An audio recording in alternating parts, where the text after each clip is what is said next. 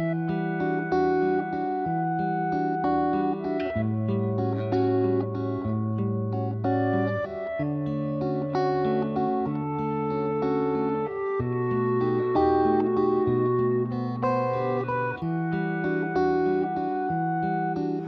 mulai ya. Bismillahirrahmanirrahim. Assalamualaikum warahmatullahi wabarakatuh. Alhamdulillah. Alhamdulillahilladzi hadana ilal iman wal islam. Asyhadu an la ilaha illallah wa asyhadu anna Muhammadan abduhu wa rasuluh. Allahumma sholli ala Muhammad wa ala ali Muhammad. Qala Allah ta'ala fi kitabihil karim. A'udzubillahi minasyaitonir rajim. Bismillahirrahmanirrahim. La in syakartum la azidannakum wa la in kafartum inna adzabi lasyadid. Sadaqallahul azim. Yang pertama dan yang paling utama, mari tak henti-hentinya kita memanjatkan puji syukur kehadirat Allah Subhanahu wa taala. Tentunya limpahan kenikmatan sehat yang sangat luar biasa. Kita bisa diberikan nafas, diberikan penglihatan, diberikan pendengaran yang masih baik. Ini merupakan karunia Allah Subhanahu wa taala yang dengan pemberian ini seyogyanya kita menjadi orang-orang yang pandai bersyukur pada Allah, dan dalam bentuk syukur pada Allah pada hari ini kita belajar bersama tentang agama Islam untuk memperdalam keimanan kita kepada Allah. Mudah-mudahan sampai hari ini dan seterusnya apa yang akan kita kerjakan mendapatkan ridho dari Allah Subhanahu wa taala. Amin. Selawat ma'asalam bismillah tercurahkan kepada junjungan kita Nabi Agung Muhammad sallallahu alaihi wasallam yang tentunya kita jadikan suri tauladan dalam kehidupan kita sehari-hari, yang insya Allah dengan menjadikan teladan kita akan mendapatkan syafaatnya di yaumul hisab nanti. Amin ya rabbal alamin. Baik, kita untuk pertemuan berikutnya nanti kita akan tetap seperti ini pada jam segini ya, pada Jumat pagi. Ada beberapa hal yang nanti akan kita bahas ya. Tentunya yang berkaitan dengan agama Islam ya. Agama Islam nanti pada 10 pertemuan kita nanti kita akan membahas masalah ibadah, akhlak, dan muamalah. Tentunya yang diharapkan nanti ketika kita sudah bisa memahami hakikat ibadah, kemudian akhlak dan muamalah, bisa kita implementasikan dalam kehidupan kita sehari-hari. Ada 10 materi nanti yang sudah saya coba siapkan, yang mudah-mudahan tiap Jumat pagi nanti kita akan membahas satu persatu. Untuk yang pertama kali ini kita akan membahas hakikat ibadah, yang kemudian kita pertemuan ke depan itu konsep sholat, bagaimana kita sholat dan pernak-perniknya. Kenapa? Karena ternyata banyak sekali sesuatu yang mungkin kita anggap sepele, ternyata itu membuat sholat kita nggak diterima. Nanti akan kita kupas lebih banyak. Contohnya gini aja, ketika kita setiap hari mesti kita buang air kecil ya. Nah itu percikan air itu apakah kita sadari nggak mengenai celana? Terkadang kita nggak nyadari. Nah kita sudah merasa ibadah kita diterima, ternyata celana kita najis. Ini menghalangi sholat kita untuk diterima. Nanti kita akan bahas bagaimana itu ada cara solusinya. Ketika kita sudah di jalan, kemudian kita kena percikan air kencing, masuk mau balik lagi mau sholat, nanti waktu udah habis kan. Nanti ada beberapa cara. Kemudian puasa, nanti ya kemarin kita sudah melaksanakan puasa Ramadan dan bulan ini masih posisi Syawal, yang mudah-mudahan kita nanti ada kesempatan yang belum menyelesaikan puasa Syawal. Kemudian masalah haji, kemudian ibadah maliyah, kemudian ada konsep akhlak Islam. Akhlak Islam itu bagaimana? Kemudian kita bermuamalah, ya. Selanjutnya ada persoalan hidup dan kerja. Nah, nanti akan sedikit meluas di bidang sosial. Kemudian bagaimana Islam melihat masalah harta dan jabatan. Kemudian juga bagaimana seorang pribadi dan masyarakat berkualitas dalam memahami konsep Islam. Itu beberapa yang akan kita bahas dari pekan ini, Jumat ini sampai ke 10 pekan ke depan. Mudah-mudahan tidak ada halangan dan semuanya mendapatkan kesehatan yang baik sehingga kita dapat menyelesaikan materi-materi ini dan menambahkan keimanan kepada Allah Subhanahu wa taala. Baik, kita masuk pada hakikat ibadah, ya. Kalau menurut kalian sebenarnya ibadah itu apa sih? Apa? Sesuatu yang wajib dilakukan oleh setiap orang. Oke. Ada lagi yang punya pendapat?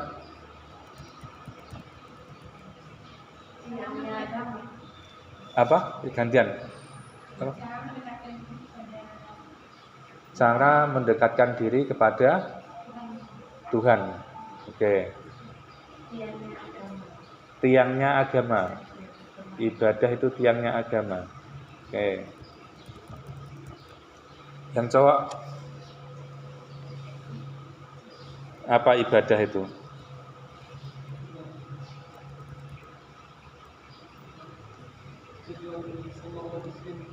Tujuan semua umat muslim, ya. Itu ibadah tujuannya, ya. Nah, arti ibadahnya sendiri apa?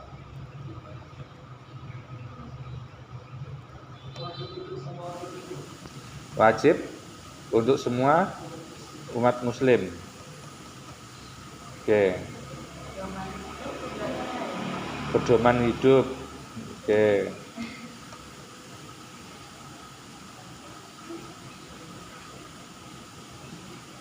Kalau kita bicara ibadah itu sebenarnya sangat luas, ya. Contoh hari ini kita sebenarnya ibadah enggak? Ibadah, ya kan? Ibadah. Tapi ada orang enggak yang tidak mau ke majelis taklim atau tidak mau sekolah? Ada enggak? Ada. Artinya ibadah ini wajib enggak? Enggak juga. Sebenarnya wajib.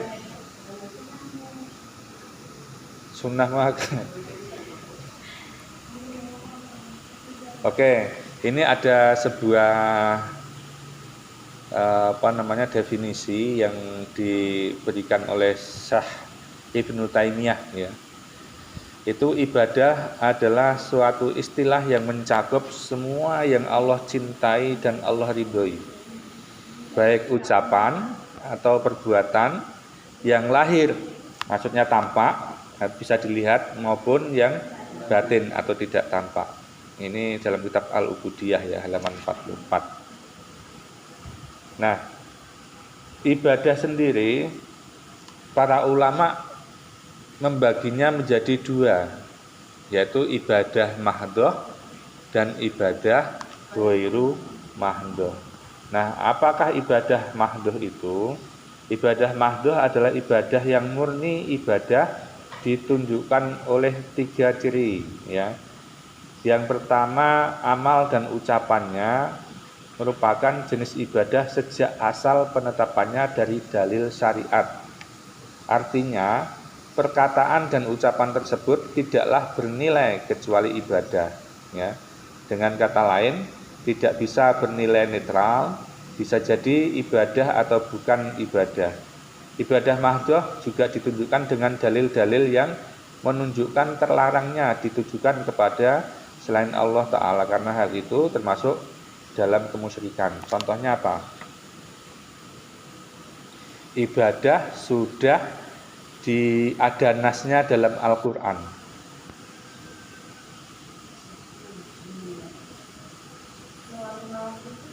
Sholat 5 waktu itu adalah salah satu contoh ibadah mahdhah. Itu ciri pertama tadi. Ciri keduanya adalah ibadah mahdhah juga ditunjukkan dengan maksud pokok orang yang mengerjakannya, yaitu dalam rangka meraih pahala di akhirat. Dan ciri yang ketiga, ibadah mahdhah hanya bisa diketahui melalui jalan wahyu. Jadi tidak ada jalan yang lainnya termasuk melalui akal dan budaya. Jadi tidak ada namanya ibadah itu menyesuaikan karena budaya kemudian jadi ibadah, ya tidak. Tapi ibadah mahdhah maksudnya dalam bentuk kutipnya ibadah mahdhah. Kenapa? Karena ibadah ini sudah disyariatkan tata caranya, sudah diberikan contoh ketentuan-ketentuannya dalam syariat Islam. Contoh lagi ibadah sholat, kemudian zakat, sedekah, zakat fitrah. Ya, karena ketentuannya sudah ada ya dalam Al-Qur'an. Jumlah kilogramnya juga ada, ya. Kemudian contoh lagi puasa tadi. Puasa Ramadan. Itu ibadah mahdhah. Kalau misalnya sekarang Syawal puasa Ramadan bisa enggak? Enggak bisa. Kenapa? Tidak sesuai dengan ketentuan yang sudah ditentukan. Ya. Kemudian haji, apakah di luar Dzulhijjah tanggal 10 Dzulhijjah bisa haji? Enggak bisa. Kenapa? Karena waktunya sudah ditentukan dalam syariat Islam. Kalau di luar ibadah haji yang 10 Dzulhijjah itu berarti disebut sebagai umroh, kan gitu ya. Oke. Jadi ibadah mahdhah itu adalah ibadah yang sudah ditentukan dalam ketentuan syariat Islam melalui dalil, ya, melalui nas Al-Quran maupun hadis. Sholat zuhur 4 rakaat. Wah, karena ingin cintanya sama Allah, saya enggak 4 rakaat lah, saya pengen sholat 5 rakaat. Enggak bisa. Kenapa? Sholat zuhur rakaatnya sudah ditentukan dalam, ya. Subuh juga sholat kok sedikit cuma 2, saya buat 4 lah. Enggak bisa. Karena sudah ditentukan dalam syariat Islam. Oke, itu ibadah mahdhah.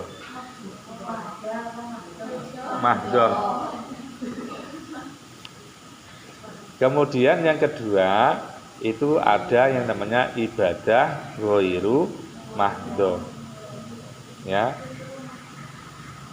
yaitu ibadah yang tidak murni.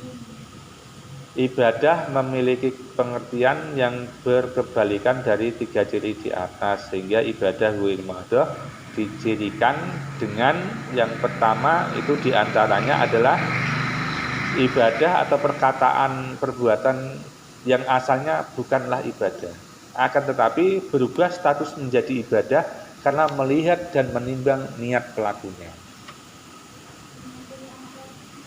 Menyantuni anak yatim, sedekah, dakwah, nyingkirkan batu, kerikil atau paku di jalan, ya. Jadi ketentuan ibadahnya itu tidak ditentukan dalam nas Al-Quran, ya, tapi semua perbuatan kita yang awalnya bisa jadi bukan ibadah, tapi karena niatnya itu adalah karena Allah, itu bisa mempunyai nilai ibadah. Ya. Banyak sekali kalau ibadah ghairu mahdhah yang seperti yang bisa kita kerjakan. Ciri kedua itu maksud pokok perbuatannya untuk memenuhi urusan atau kebutuhan yang bersifat duniawi. Kalau ibadah mahdhah itu dunia dan akhirat. Tapi kalau ibadah ghairu mahdhah itu biasanya bisa bersifat duniawi. Contoh tadi, jika kerikil ning dalan, ya, Itu kan untuk kepentingan orang lain supaya nggak kecocok atau piye gitu kan. Tapi bisa bernilai ibadah karena diniatkan karena Allah Subhanahu wa taala. Ya, tolong menolong. Kemudian amal perbuatan